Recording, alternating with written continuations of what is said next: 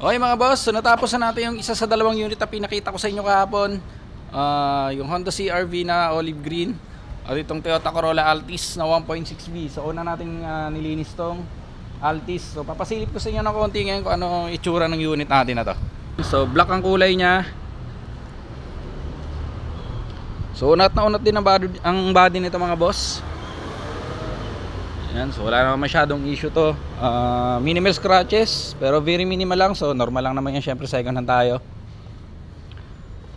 Pero gusto na gusto pa ang kondisyon ng body nito. Pero hindi pa natin nababuff to. So ibabuff pa natin to. So pag nabuff natin to, lalong lalabas ang ganda ng body nito. So next natin silipin yung interiors. Okay mga boss, ito yung interiors ng unit natin. So napaka-elegante ng interiors nito. So kulay beige ang loob niya. Yan, so unahin muna natin silipin yung mga sidings ito sa pintuan dito sa driver side. Yan, so makita nyo napakakinis ng sidings ito, halos wala kang makitang gasgas. So ang ganda ng touch ng beige, tapos may plastic pa nga ito, hindi pa natatanggal. Okay, sa condition ng upuan dito sa driver side, napakaganda rin. So walang punit mga upuan nito, maganda kondisyon. Syempre yung dashboard natin, makinis na makinis din yan.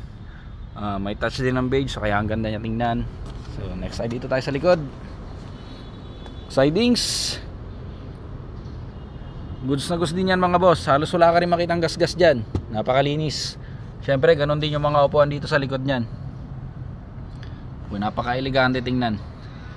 Okay, so may mating tayo, ang linis din ng flooring yan, napakalinis. Tapos mayroon siyang para sa shade yan kapag sobrang init.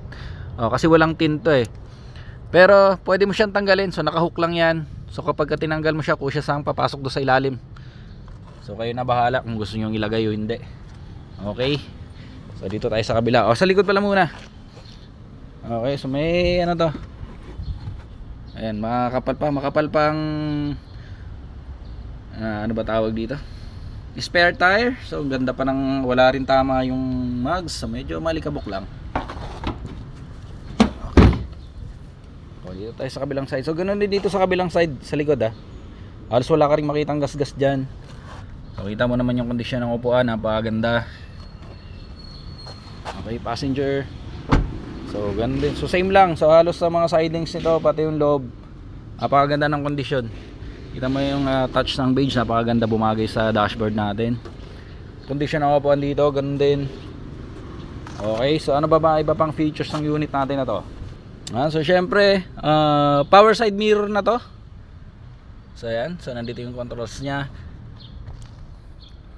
push start. So napaka-slick ng design ng monitor.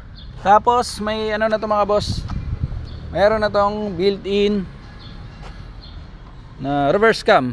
Okay, so yan ang kinagaganda rin, isa sa kinaganda rin nito. So hindi ka na mahihirapan mag-parking kahit wala nag-a-assist sa'yo. So ayun mga boss, so 2019 Toyota Corolla Altis 1.6V na 46,000 plus lang ang milyahe nito. So malamig ang aircon, so napaka-elegante ng unit. Okay, kung may mga katanungan kayo, interesado kayo sa unit natin mga boss, mag-iwala ako ng contact number dyan sa description, so kayo nang bahala.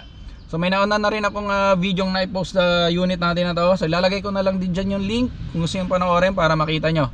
Okay, so abang-abang lang sa mga susunod nating unit. So mayroon pa tayong mga ipopost. So ito lang na inuna natin.